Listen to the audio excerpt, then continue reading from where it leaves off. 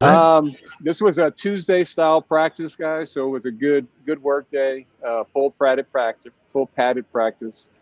Kind of getting back into the swing of our normal rhythm of playing our practices going into the game. So attitude's great. The team is, we're working to get our game plans in, and we're a little bit ahead of schedule in terms of the information. We got some things to clean up, but I felt that the energy was good. It was pretty good execution. Always things to clean up though, but it's we're getting where we need to be. So we're going to have another practice on not tomorrow for Christmas, but another practice on Saturday, and then we're off flying to San Antonio Saturday evening. So, but we're in pretty good shape for the most part in the start of this week.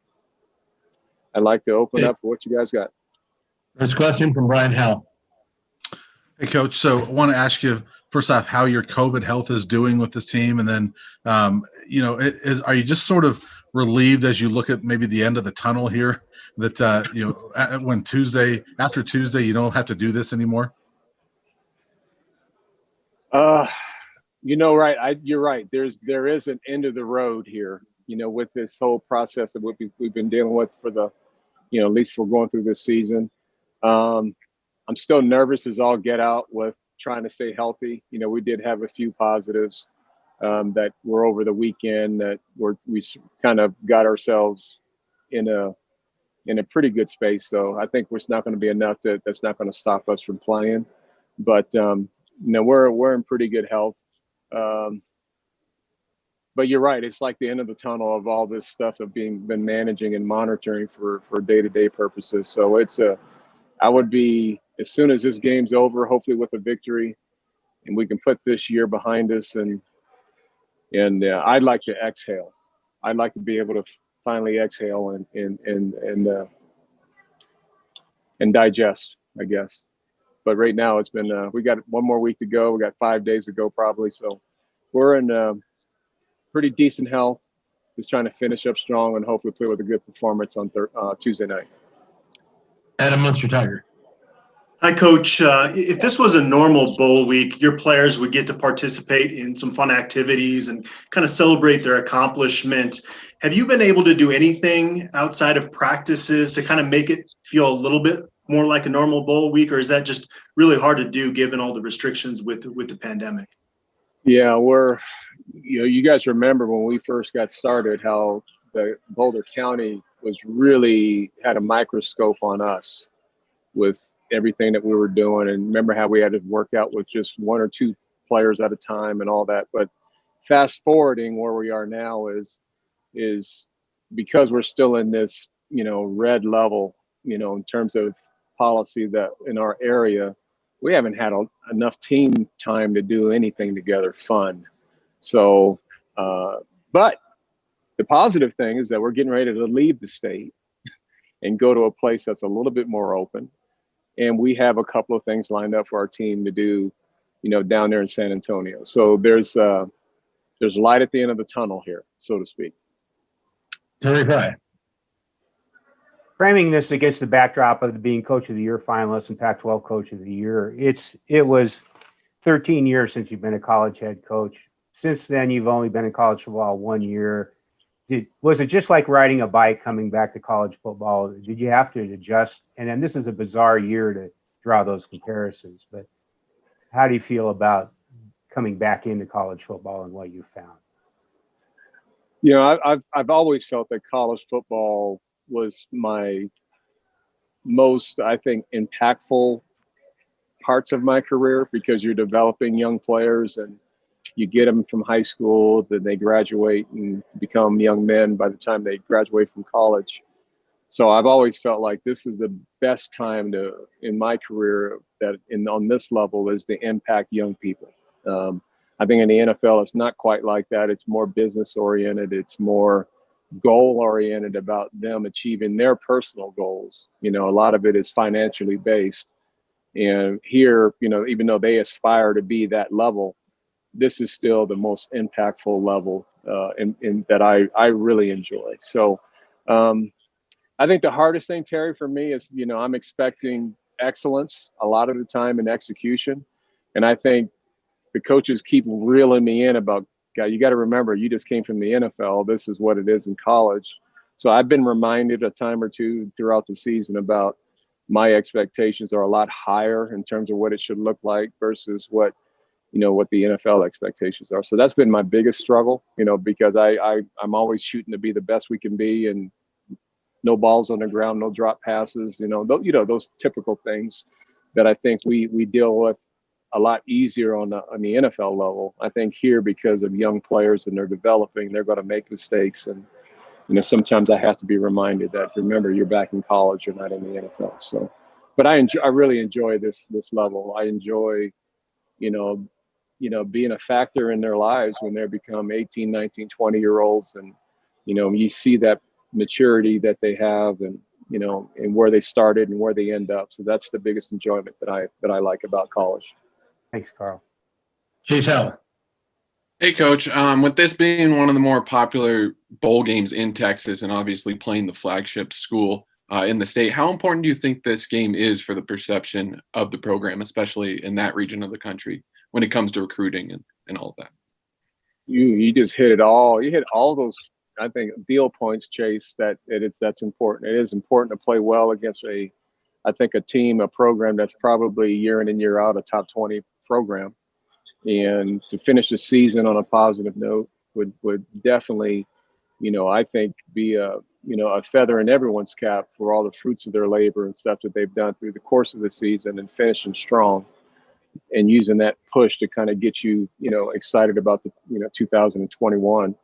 And then the other thing is, you're right, I got 22, 23 Texas kids on this team that are going to go home and get a chance to see their families. And probably the biggest positive of all of them, and I mentioned this in the press conference, is that we're going to actually have fans in the stands. And we haven't had that since our first game, where we had just our immediate family, at the UCLA game. But I think right now this stadium seats about 35,000. I think they're going to have at least 15 to 18,000 people there, which to me is going to look like a sellout compared to what we've been dealing with the last 5 games. So there's a lot of really good positive things about this. And I'm just trying to get this team geared and ready to play well, and hopefully play and get a victory at the end of this thing.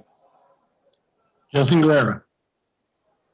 Coach, inside linebacker with John, Marvin, and Quinn, how's the competition going among those three? And are there trends developing already to where it might be looking like one of those guys could be seeing the lion's share of the snaps, or you might go with more of a committee approach? I think it'd be a committee approach, Justin. All three of those guys know both spots of the money and the Mike backer, so they know those spots. They've all had reps in there, and we're gonna rotate those three and doing a lot of really good things for us. And they're involved in all of our packages, all of our sub packages and personnel groups. So they're excited. I was just talking to them before practice today. I mean, they have a little skip in their step, and they got some energy because they know they're playing, and they're going to play extensively. So I'm excited to watch those guys play. Art Pizzoni. Hey, Coach, I know a couple of days ago you were saying there were 2 players who had opted out of the bowl game. Have you had any additional players opt out?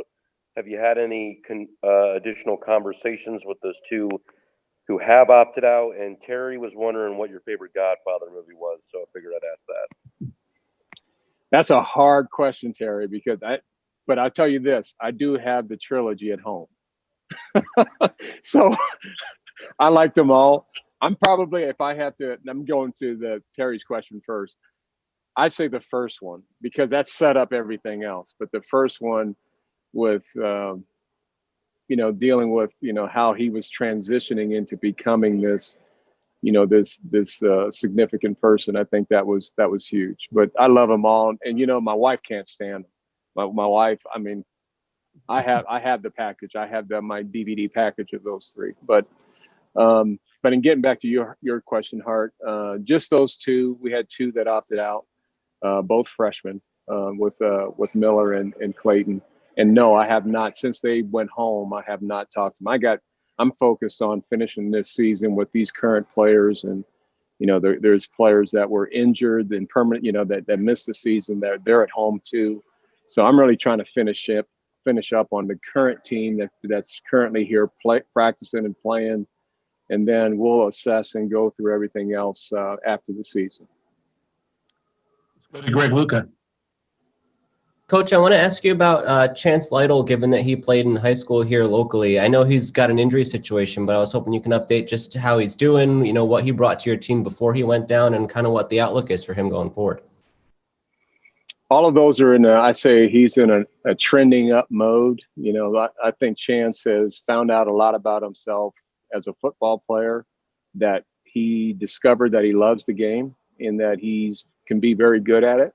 And this is all things prior to his injury, and, you know, his surgery went well. He's in recovery now. But I think in his mind, he's looking forward to, you know, recovering from that and building off the positive things that he did for us this year. So how about that for a music major, and a great singer, by the way. And he's a guy that I think he does have potential, you know, of playing on the next level. So I think he did enough positive things for himself that he's energized about really getting back to health and getting himself ready for 21.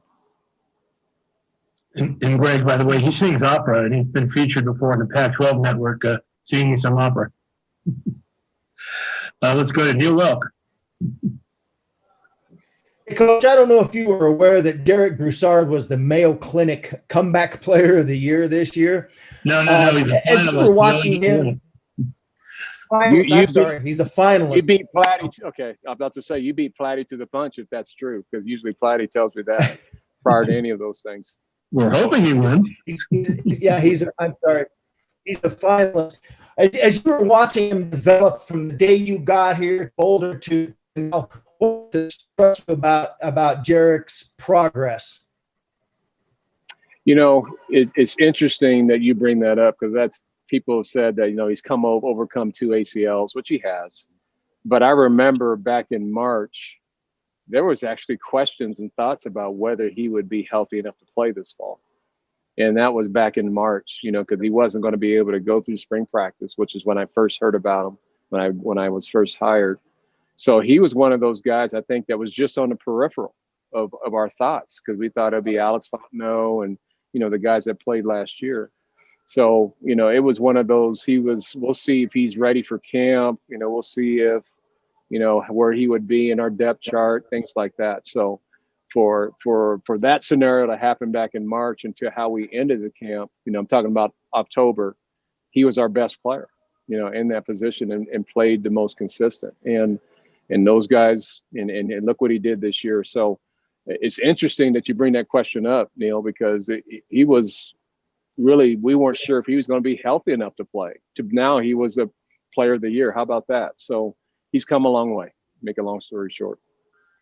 Thank you. That's Brian Hell. Go ahead, Neil. Sorry. Hey, Coach. Often quarterbacks are remembered by what they do in the postseason. And, you know, Sam Ellinger has had a great career. He's 3-0 in bowls. Sam Neuer gets his first chance now. I was just curious, 2-part question. If you could talk about Sam Ellinger and kind of what you see out of him and the great career he's had, and then kind of what the opportunity is here for Sam Neuer to make his mark and put a cap on what's been a really good season for him. Yeah. Well, the first Sam at Texas is a dynamic player. He's a really good player. And the thing that I'm impressed with is that, you know, he's a big athlete. He's strong, physically strong. And you can tell that just with his, you know, his physique. You know, he's a very muscular built quarterback. And he does you know, he's good with running the football. He's their leading rusher. So he's done that. And the thing that I've been really impressed with that he's really tailored his talents to is that he's become a very, very efficient passer. And he is great fundamental skills, and he works the pocket, and he can extend plays, and he can make reads and throw the ball very effectively. So I think his stats really speak for himself, you know, in terms of what he's done in his career.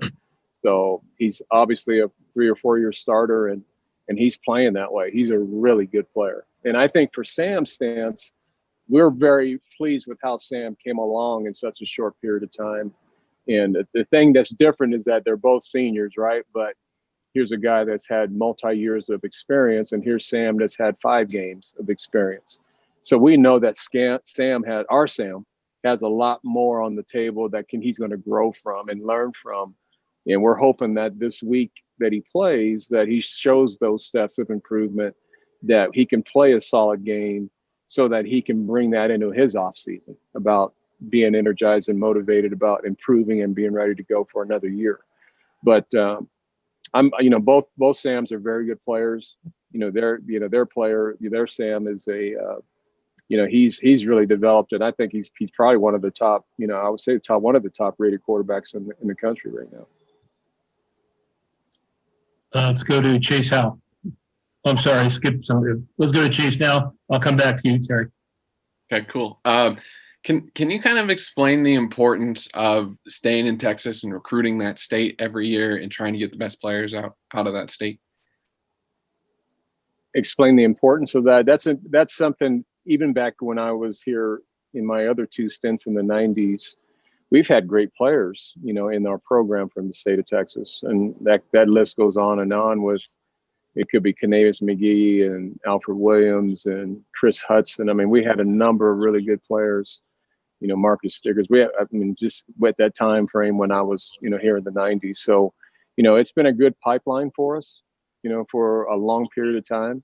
I just want to make sure we still have those, those pipelines running the way that they have. So they're extremely important. They're a good piece of what we are, in terms of a program. Between Colorado, Texas, and California, that's really the bulk of our team. And we got places from other states, but most of our kids are either from California or Texas or here in the state of Colorado. And Terry Fry. Sorry for my dog crashing the news conference there.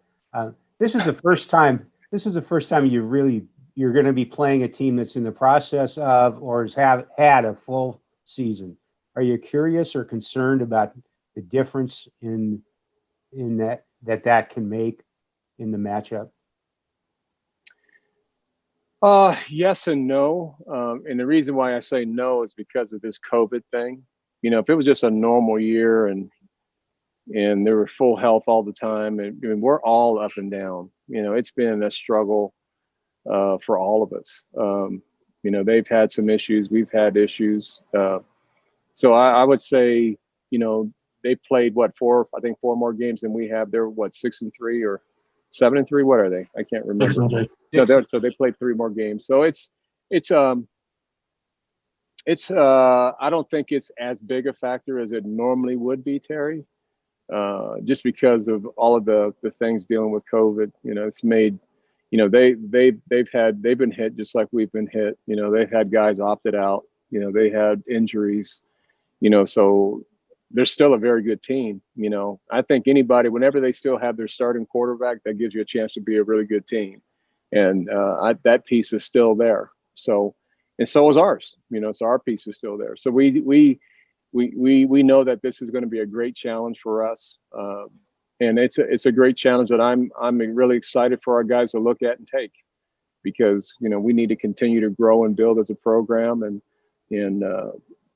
I think our players are willing to really showcase themselves on a national audience, and we'll see how this thing ends up. And the last one's from Brian Howell, and it's a snowball question. Hey, I just want to ask you an easy one to end things, Karl. Are you looking forward to a day off to spend some time for Christmas with your family? And then what's your favorite Christmas movie? Wow. I still have to I'll go with the movie first. And my kids still love these two too. I love The Grinch and I love Rudolph the Red-Nosed Reindeer. If I got to say, I know there's a number of Home Alones right now, but I still like the first one. Just like you guys asked me about The Godfather. I still like the first one best. I would say in Home Alone too. I still like the first one best there too. See, I claim that since The Godfather was shot on Christmas Eve, The Godfather is a Christmas movie. That's true. That is true. Coach, do you consider Die Hard a Christmas movie? Yeah, Bruce Willis. Yeah, I got it, but it's still not. I liked it. I still didn't like it as much as those other three I just talked about. So